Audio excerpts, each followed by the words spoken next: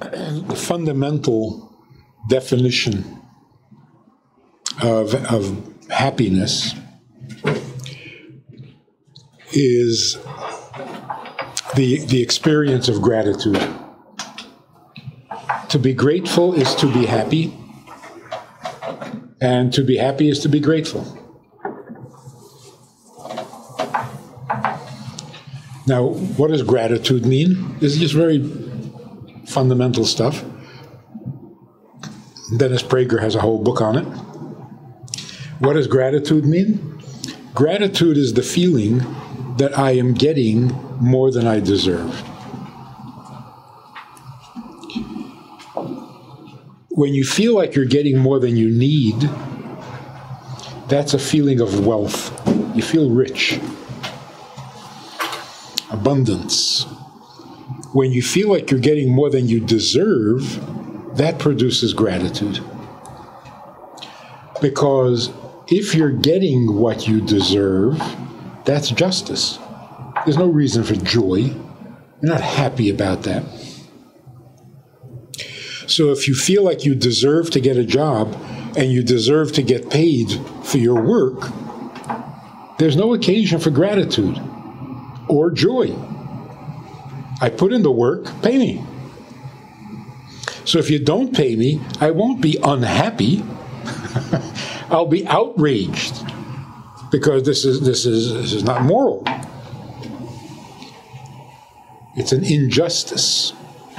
But if I get paid more than I think I deserve, now I've got an occasion for gratitude. So if I'm getting more than I need, I feel wealthy. If I'm getting more than I deserve, I feel grateful. So how do we get to happiness? By being grateful. And what are we grateful for? So there are people who go a little overboard, Oh, you always have something to be grateful for. This one guy wrote a book.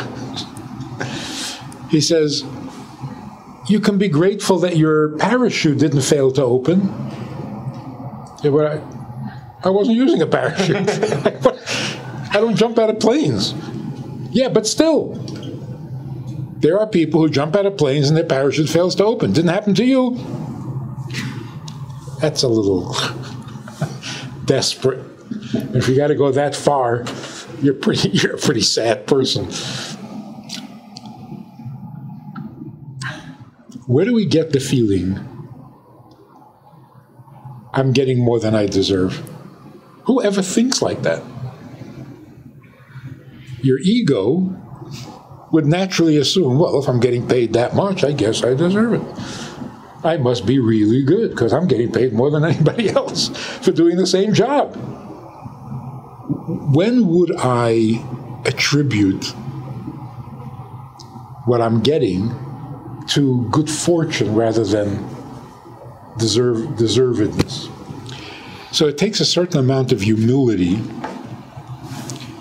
to not only believe, but to actually feel I'm getting more than I deserve. Whether it's at work or just in life in general. Like my wife is really good to me. I don't deserve it. Or I deserve a little of it, but not that much. So there's a certain humility that is necessary for joy. Because without humility, you don't feel gratitude. Without gratitude, there's no joy. So when the Torah says, the humble will gather in joy, everybody says, wait. Humble people are not happy people. Humble people are miserable people. Since when do humble people get to be happy? Well, that's not understanding what humility. Yes, if you think you're a loser and you tell yourself that you're a loser, no, you're not going to be happy. You get a bunch of those people together, it's not going to be a fun event. But that's not what humility means. Humility means not assuming that you deserve. So humility doesn't mean thinking you're incapable when you're capable, or thinking you're stupid when you're smart. That's not humility. That's just self-deception. Humility means I know how smart I am, and I know how good I am, but I don't deserve. Nobody owes me, including God. So whatever I get, I'm grateful because I don't think I deserve that. When people who are humble in that fashion, they are happier people. Because once you open this can of worms called deserve, you'll never be happy. There are people who are miserable because they're convinced that they're not getting what they deserve. And there are people who are miserable because they feel that they're getting more than they deserve, and they're suffering from that, what is it called, that complex? You know, why didn't I die? What is that called? Guilt? No. Survivor's complex. Survivors? Yeah. So I'm getting more than I deserve. I'm worried about that. Or I'm not getting as much as I deserve. How come? So as soon as you open that topic, I deserve, I don't deserve, I deserve more, a little less, you got to adjust it just right, you'll never be happy.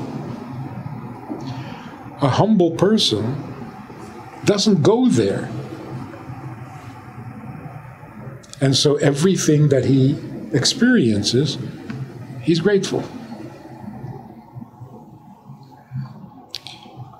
That's, I think, an old-fashioned approach to happiness. Then, like you say, the assumption was, if you're good at something and you succeed, it'll make you happy.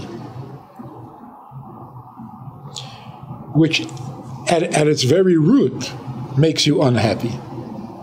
I have to do something and do it well in order to be happy?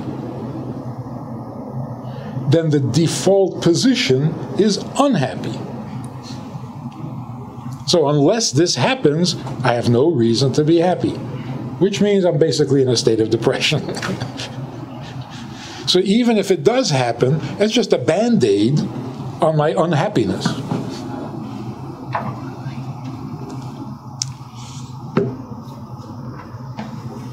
So let's take a new look.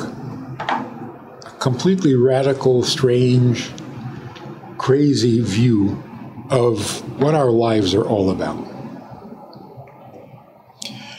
From the time you start kindergarten, you are told what you need to do, what you must do. You say to a child who's going to kindergarten, you got to get your shoes on, you're going to miss the bus. You got to get to the bus. You're going to miss the bus, you're going to miss a day of school. So you're talking to a 6-year-old and you say, you have to. So he gets up and he puts on his shoes and he catches the bus. If he doesn't, never hear the end of it. Because he failed. He's 6 years old. He's already failing.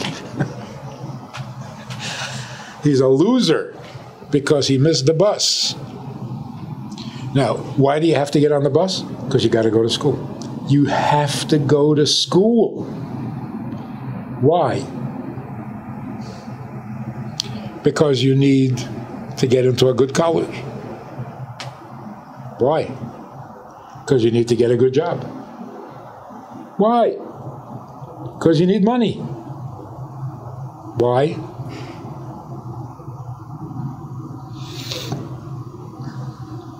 Because you got to pay the mortgage and the taxes. Why? Eventually it comes down to the ultimate conclusion, because if you don't have a job and you can't pay your bills and you get thrown at it, you're going to die. You don't want to die. So the 6-year-old has to catch the bus because otherwise he's going to die.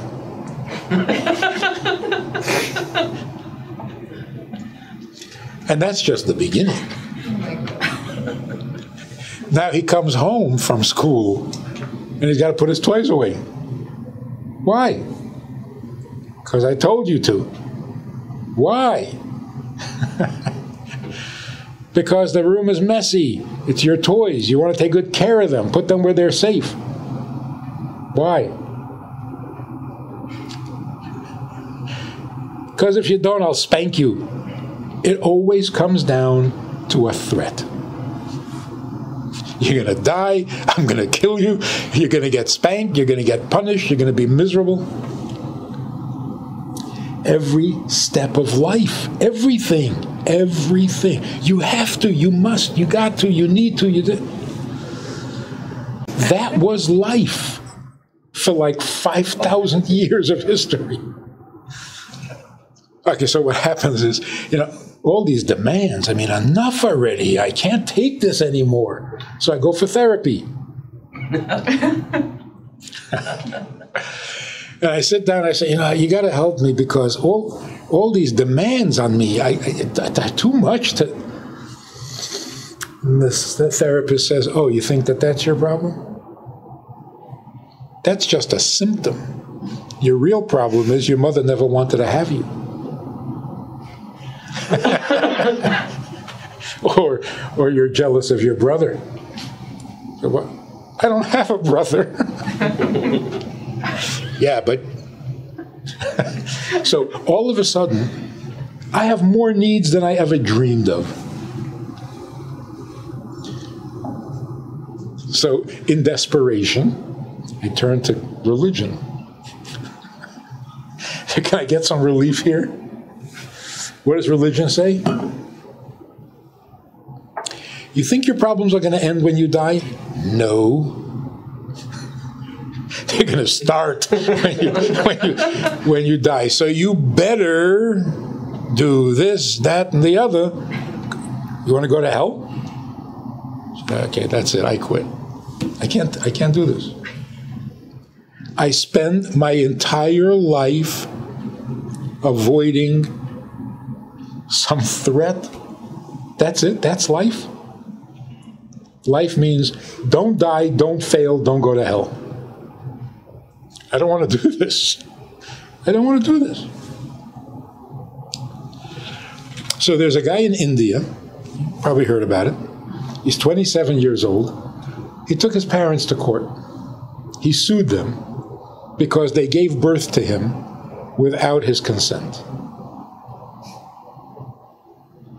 The court threw it out, so it didn't go very far. His argument was, I didn't agree to this. I didn't ask to be born. So if I have any expenses, you have to pay. What do I have to pay? I have to pay because you gave birth to me? You decided to give birth to me, you pay all my bills to the day I die. And I have a very big appetite. I know how you can rectify all this. They threw it out of court because the parents said, we didn't ask to be born either. So blame grandma. They took it all the way back to Adam and Eve. Who started this?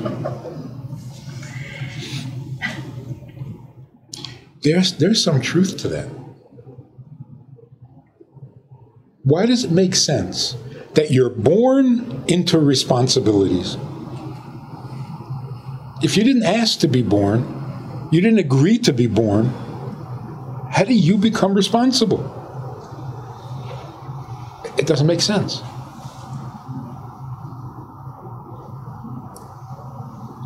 So today, the thinking and the feeling is, don't threaten me. I don't care. Even 10-year-olds are saying, I didn't ask to be born. Or, you didn't have me for me. This comedian says, my son was a sweet little boy, and then he became a teenager. And now he's got issues. And we get into fights. And the other day he said to me, so why'd you have me? So I said, well, we didn't really know it was going to be you. We were hoping for a guy with a job. So, even little kids, I didn't ask to be born. Now, by the old standard, this kid is depressed. He needs therapy. He needs to go on medication. He didn't ask to be born. He doesn't want to live. This is serious. So you rush him off and put him on Zoloft or something. And if a kid says, I didn't ask to be born, you should say, neither did I. Because it's true. We don't ask to be born. And why don't we ask to be born? Because we don't need to. We don't need this. I think it's pretty obvious that if we were never born, we would have no complaints. That's for sure. Yeah. We would never knock on heaven's door and say, how come I wasn't born? We don't need to be born. This is scary, right? We don't ask to be born because we don't need to be. We were never, brave enough to face that reality, because that sounds like it's leading to depression. I don't need this. I didn't ask for this. I'm resentful. I'm depressed. Or, I didn't ask for this. I don't need this. Life is meaningless. So I become a nihilist. Yeah, whatever. Who cares? That's why belief in God is absolutely essential to mental health. What? Mental health. Because if I don't need life and there is no God, what am I left with? So we have to rethink one of the most fundamental assumptions by which we have lived for 5,780 years. Human beings are needy. Is that true? We're weak, we're tiny, we're helpless, we are needy, we are dependent on God. He better be nice to me or I'm going to suffer terribly, so I will sacrifice my firstborn, if that's what it takes to make him happy with me.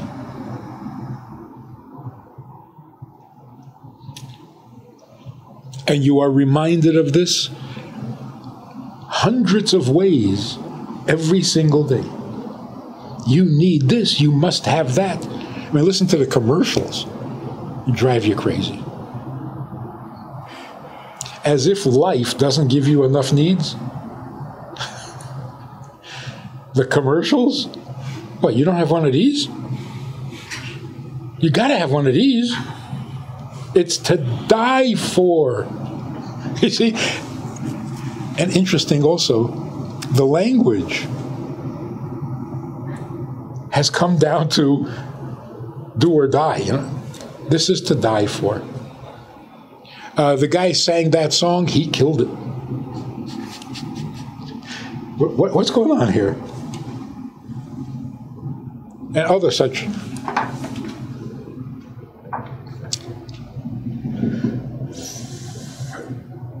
I need, I must have.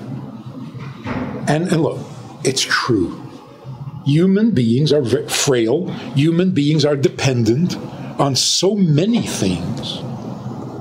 Bad weather can kill you. A mosquito can kill you if he's carrying a virus.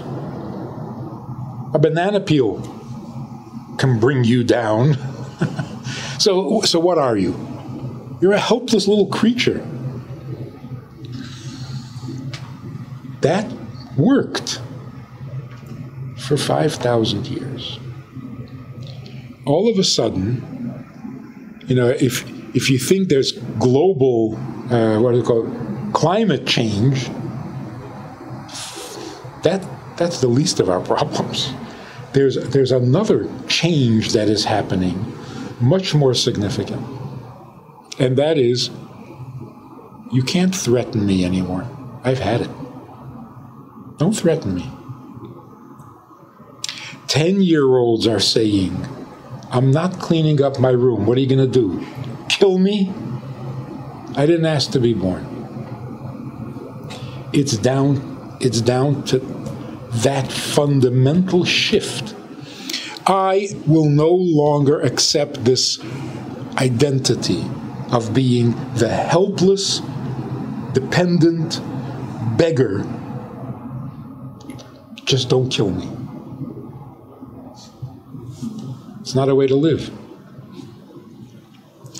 I was speaking to a shul full of people on Yom Kippur who don't know how to daven. They don't read Hebrew.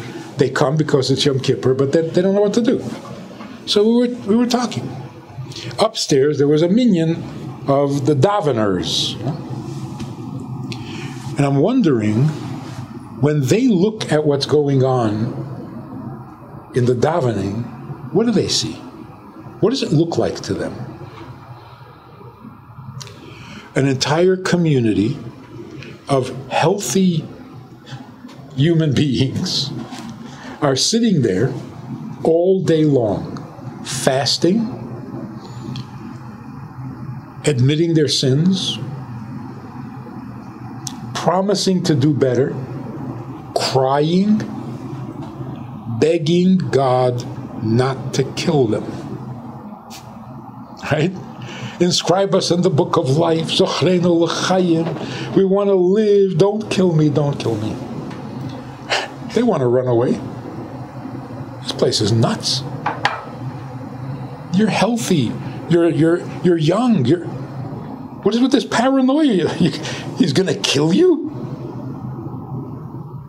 You're afraid to die? There are people who don't come to shul at all. They don't die. What's with you?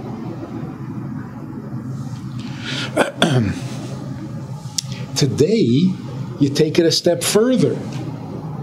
It's not just, what makes you think you're going to die? Calm down. It's more than that. So what if you die?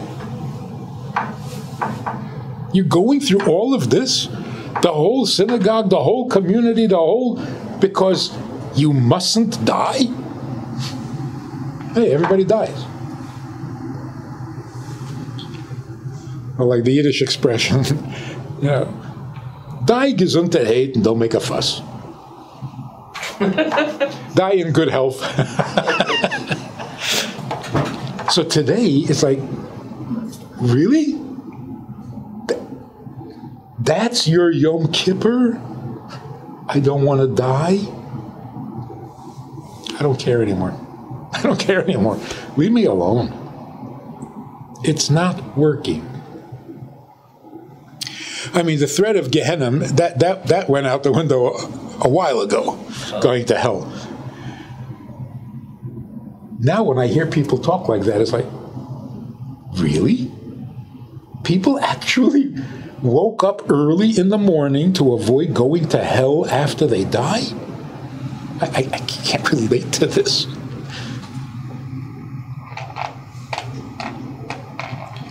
So, for all of history, the farmer went to work in the fields, and the gatherers went to gather. Why? Not to die.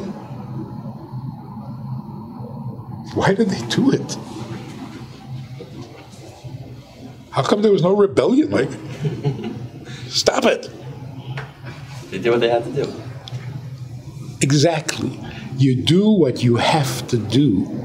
But when you break it down, why do I have to do what I have to do? Because if not, you're going to die. So I'm living my whole life, working myself to the bone, day and night, just to not die. All of a sudden, that is not computing. That's not what? Computing. That makes sense anymore. And it's not some kind of a weird philosophy. 10-year-olds are voicing this attitude. I don't care. I didn't ask to be born. So when the religious grandfather says to his grandson, you have to keep kosher. You have to make a bracha. You have to. My grandson says, I have to? I don't. It just dawned on me, I don't. So they get into a fight. And the grandfather said, you have to. The kid says, I don't have to. Who's right? You have to go to school. You have to graduate. You have to pass the test. I don't have to. Who's right? Here's, in theological terms, here's the issue. If you have needs, then you're competing with God. Because God created the world for His reason. You have your reason. So God wants you to fast on Yom Kippur, but you need to eat. So what are you going to do? So what was the traditional answer? Too bad. You fast or you're dead. I don't like this.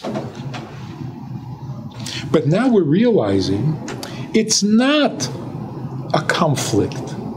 We don't have two gods fighting over life, where God tells you to do this, but you need to do something else.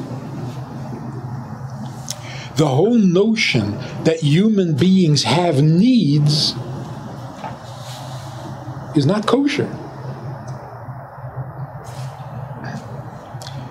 God created you. Enough said? You didn't create yourself. I rest my case. If God created you, who's needy? God creates you, and you're the one with needs. You give birth to me, and you want me to get a job? You get a job. So if you created me, how did I become responsible? And if I don't do what I'm supposed to do, you're going to punish me? Religion is horrible. If that's what religion is saying, it's absolutely monstrous. I don't ask to be born. I don't need to be born. God creates me and says, you're going to go to hell. I quit right there. That's it. I've had it. Here's the switch that is happening in front of our eyes. It's good news, but it has some terrible side effects. The good news is human beings are not needy.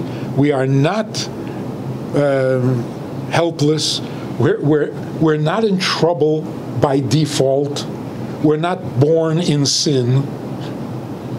We have no needs.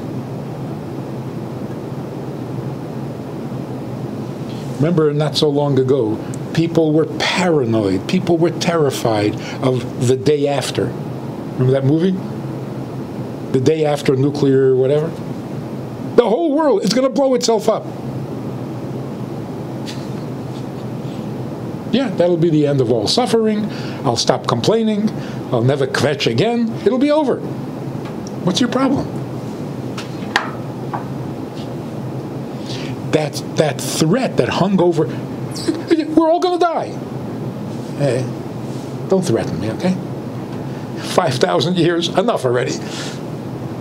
It's not working. We are not needy. That's just a fact. I don't know how we got so brainwashed to thinking that we're the needy ones. We didn't create the world. How are we needy? In fact, it is an arrogance to say, I need. No, you don't. You're a guest.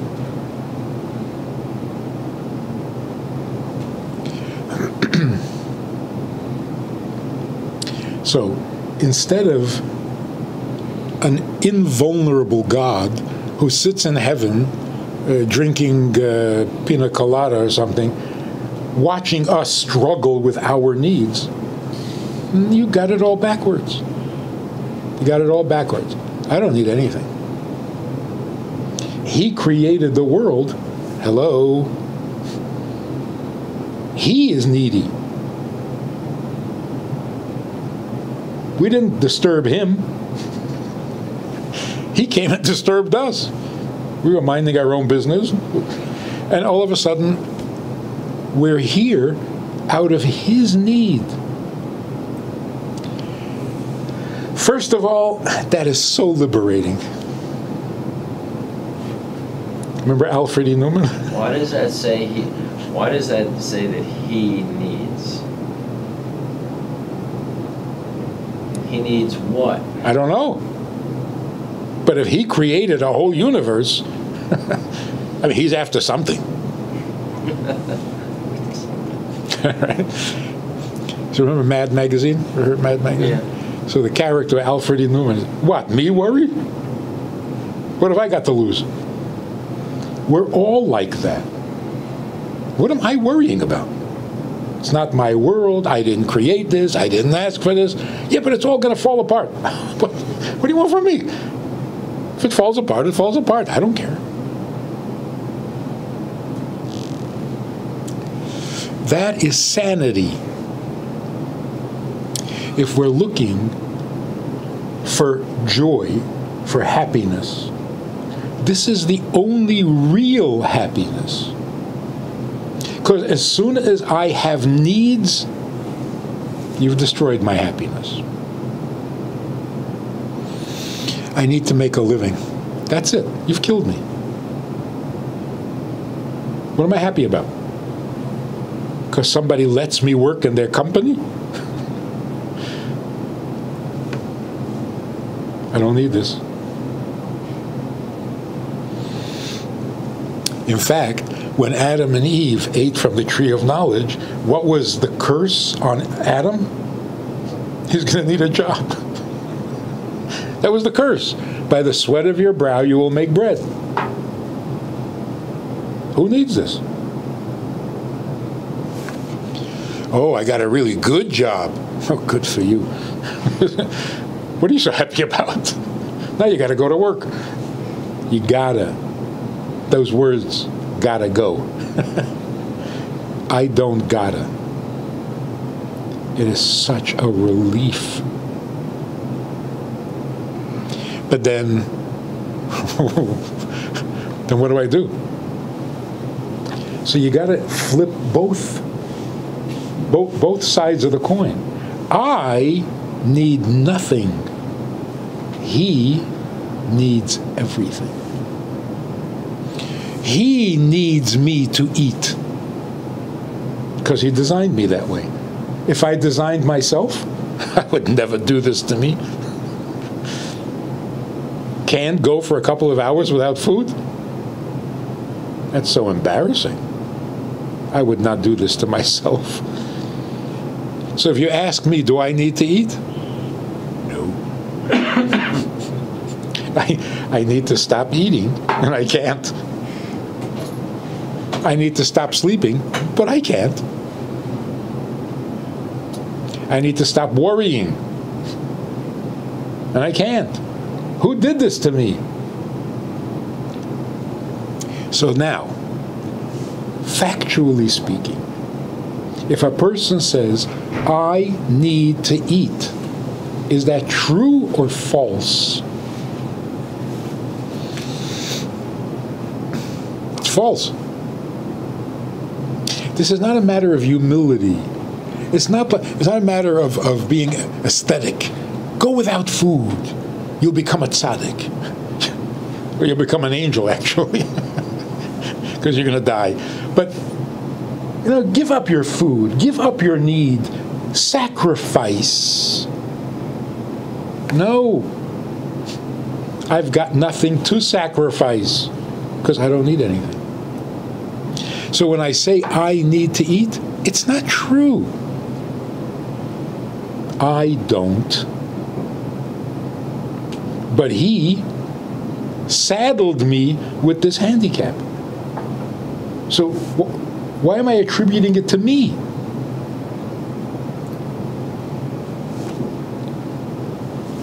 There's that famous story about the sage who was riding down a road and he saw a guy by the side of the road who was exceedingly ugly. So he stops and he says, "Whoa, are you ugly?" And the guy says, "Don't complain to me, complain to my maker." And the idea behind it is, the man's ugliness came from his arrogance. So the sage felt that he needed to do something to fix it.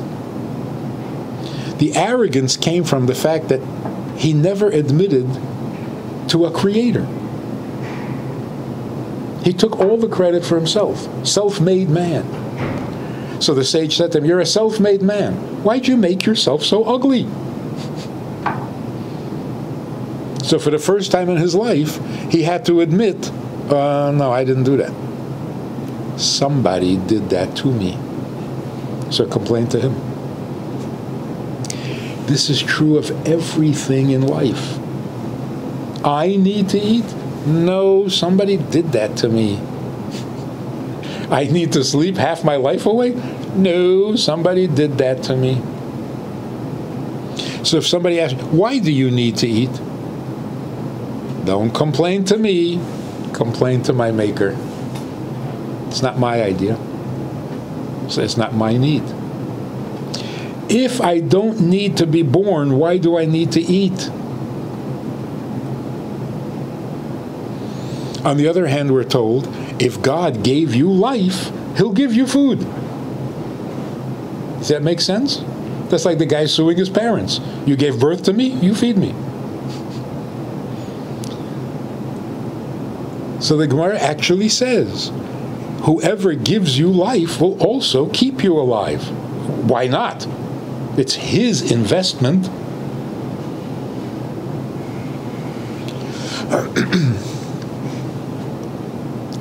So, if we really want to be happy, we have a whole new picture. This'll make you happy. That'll make you happy. Don't worry. Don't sweat the small stuff. Don't worry. Be happy. That's old. It's not working. And it's not even true. The new paradigm is you have nothing to worry about because you need nothing. You don't have to. You don't need. The reason you're here is because you are needed.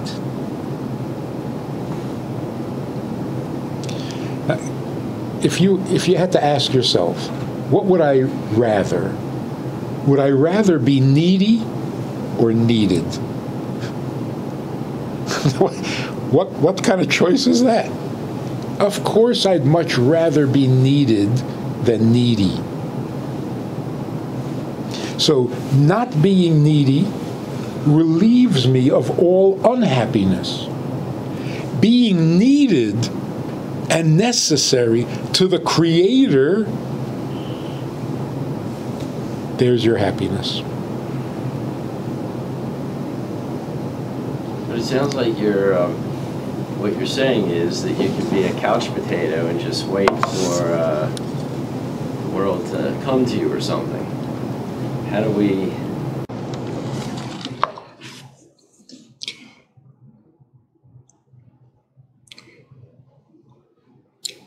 Why do we enjoy doing something for others more than we enjoy doing it for ourselves?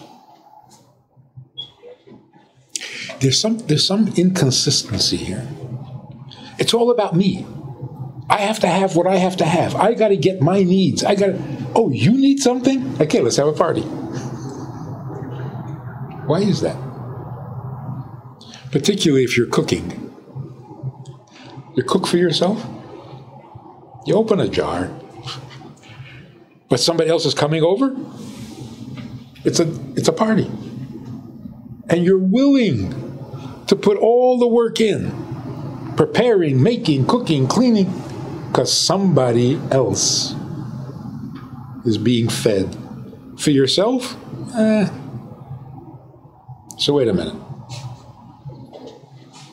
Where is the urgency?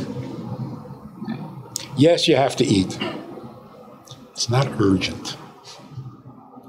God needs something from you, and it's urgent. It's what? Urgent. So where's the pressure? We always knew that we're serving God, right? That language is very familiar. Serve God, serve God.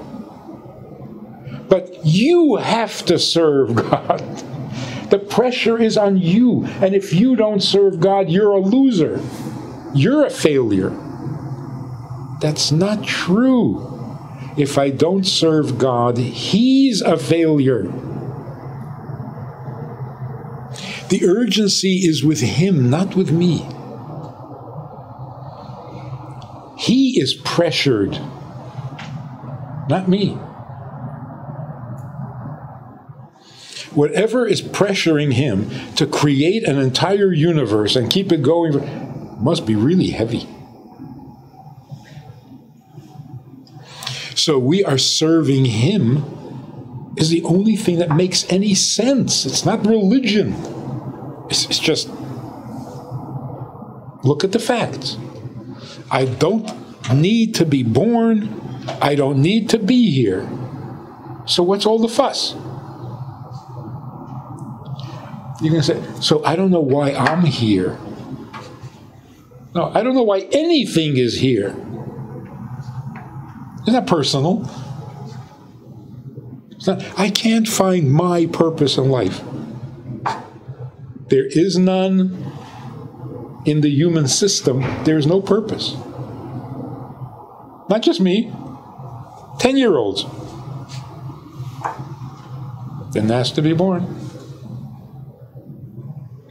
So where is the purpose? In the Creator. Once you think about this, the first verse in the Torah is all you need to know. In the beginning, He created the world. Got it? That's it. Let's party. He created the world. I don't need anything.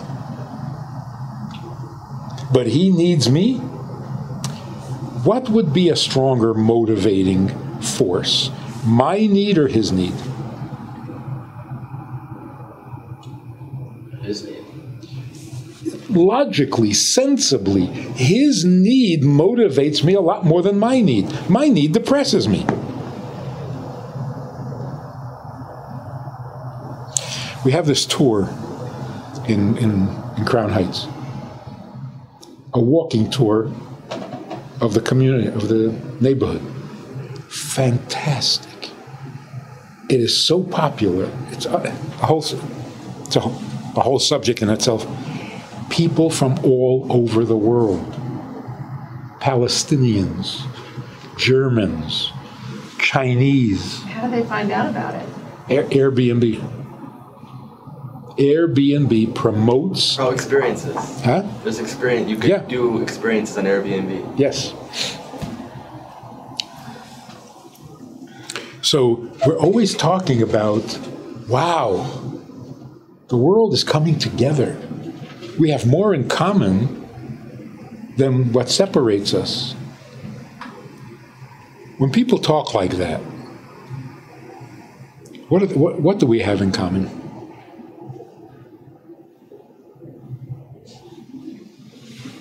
Our needs. See, we all need the same thing. So we should be able to get along, because we all need the same thing. That is so senseless. Do you know why we don't get along? Because we need the same thing. You need the water and I need the water. All right. May the best man win, because we're going to war over this. If we needed different things, we would be at peace. So yes, it's something we have in common, but that's what makes it impossible to get along. So as soon as I have needs, you're my enemy. Because you also have needs. And by that definition, God is my enemy. What's he mixing into my business? Tells me how to get married, when to get married, to whom to get married. Bug off. Got my own problems. So religion comes along and says, watch it. The referee. He go and get you. So that's not working. So what do we have? A much stronger motivation and no burdens. Come on, that's the best of both worlds.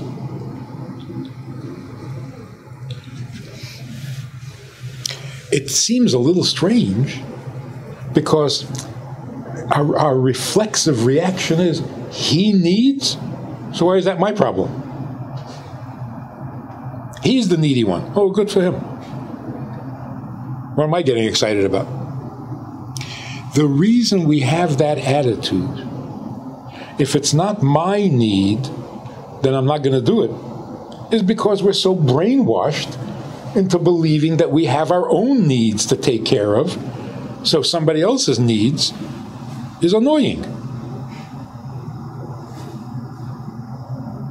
Like, what is the crisis in marriage? Every marriage that's in crisis, what is it in crisis about? Two people, two needs. That's it. It's impossible. Oh, marriage is all about compromise. I ain't compromising for the rest of my life. I'll compromise for a half hour. Not my whole life. No, well, in marriage you have to make some sacrifices. Human sacrifice is over. We're not doing that no more. I'm going to get married, pay the bills so that I can sacrifice? Wake up, people. It's not working. So if we have common needs, we're in trouble. So we have this terrible habit of thinking as a needy being, and therefore God has his problems. I got mine.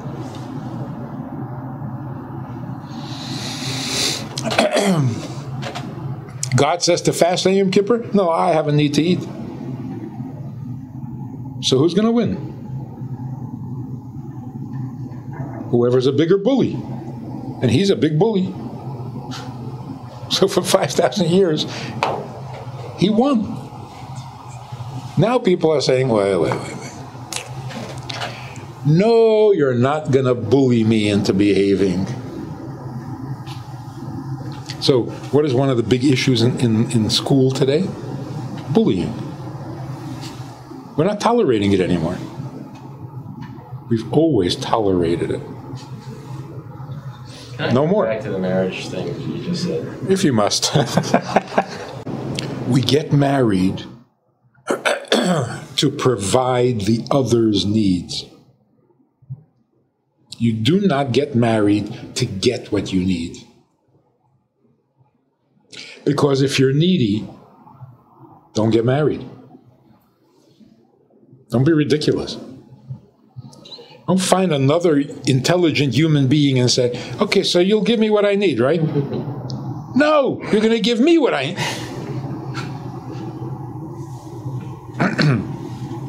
So when people say, you know how much I have sacrificed for this marriage? You know how I compromise all the time? My husband loves doing whatever, and I do it even though I don't really like it. I compromise. If making your husband happy is a compromise, you're not even married. That's a compromise? That's what you're here for. That is your life, not a compromise on your life. So what if you compromise? Parents live their life for their children. What a sacrifice. It's not a sacrifice.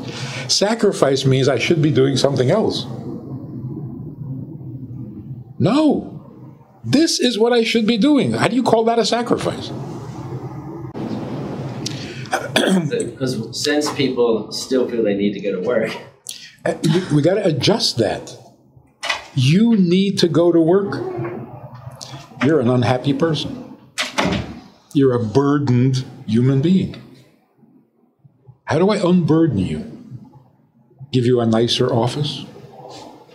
That works for a month. But then you got to go to that nice office. You gotta, that language just doesn't work. Because it's not true. So when the grandfather says to the grandson, you have to say a blessing before you eat that cookie, you're not telling the truth. He's going to rebel. What you should say is, God created cookies because he wants to hear you say a blessing on the cookie. What will motivate even a child? What will inspire a child more? When you say you can't have the cookie unless you make a bracha, or you say God is waiting to hear your blessing? We're not such selfish, self-centered creatures as we're made out to be. I would much rather make the blessing for him than for me.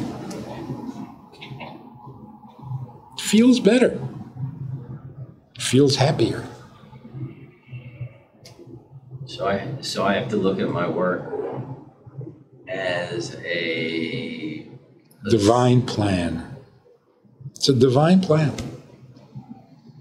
God created, first of all, human beings are the most precious, right? The most impressive part of creation. No other creature has to go to work just to not die. Every other animal runs around, finds something to eat, and goes back to sleep.